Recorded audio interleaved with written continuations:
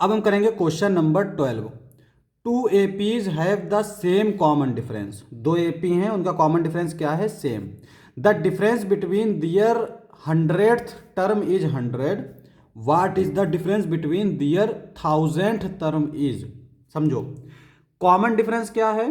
Same है। इसका मतलब दोनों के बीच की डिस्टेंस क्या होगी? सेम ही होगी। जैसे मान लो एक सीक्वेंस हमारी स्टार्ट हो रही है 2 से और कॉमन डिफरेंस हम मान लेते हैं 5 है, तो 2 + 5 7, 7 + 5 12, 12 + 5 17, 17 + 5 22, 22 + 5 27। इस तरह से हमारा चलता जा रहा है।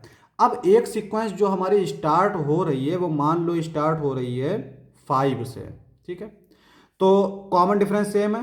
5 + 5 10, 10 + 5 15, 15 + 5 15 + 5 20, 20 + 5 25, 25 + 20 30। इस तरह से चलता जाएगा। अब यहां पे मान लो कोई रैंडम दो टर्म उठा लिए हमने, ये भी थर्ड टर्म है इसका और ये भी इसका थर्ड टर्म है। इन दोनों को जब डिफरेंस निकालोगे तो क्या आएगा? 15 में से 12 गया 3।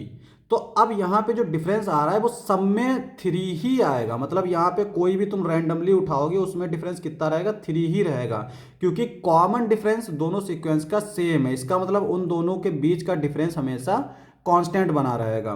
तो यहाँ पे अगर हमसे कह रहा है कि कॉमन डिफरेंस सेम है और 100th टर्म यानी दोनों सीक्वेंस का 100 टर्म जो है उनका डिफरेंस 100 है, तो 1000th तो जो टर्म होगा उसका डिफरेंस भी 100 ही होगा। सिर्फ थाउजेंड्स के टर्म की बात नहीं हो रही यहाँ पे। अगर हम लोग कोई भी टर्म लें, 5000 ले लें, 10,000 ले लें, कोई भी टर्म ले लें, उसका डिफरेंस क्या होगा? सेम होगा। और ये डिफरेंस आता है हमारा इन दो से। अब यहाँ पर ये तो हमने लॉजिकली बता दिया, इसको कैलकुलेट भी कर लेते हैं। मान लेते हैं एक सीक्वेंस है हमारी A1, A2, A3, A4 इस तरह से है। एक मान लेते हैं B1, B2, B3, B4 इस तरह से है, ठीक है। अकॉर्डिंग टू क्वेश्चन, दोनों का nth टर्म an और इसका nth टर्म bn हमें क्या दे रखा है? 100। यानी क्या नाम उसका, सॉरी, हाँ 100, n की वैल्यू 100 रख लेते हैं, यानी ये हमें दे रखा है।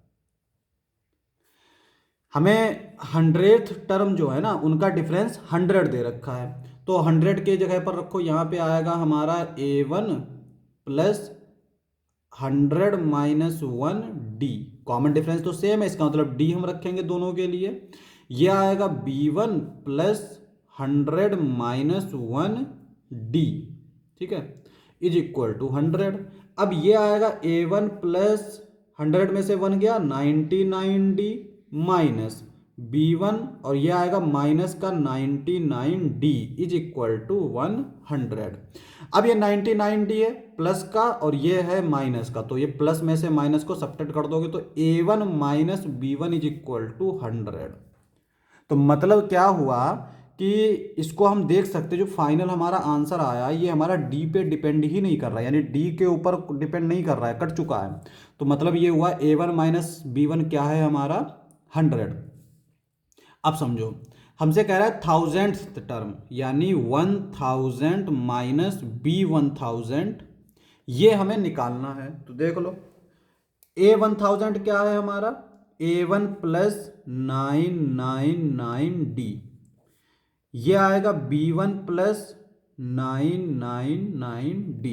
ये वाला टर्म इससे कैंसिल आउट, तो क्या बचेगा? A1 - B1 और A1 - B1 हमारा कितना है? 100। तो 100 टर्म भी क्या हो गया? 100 ही आएगा और यही हमारा आंसर हो जाएगा।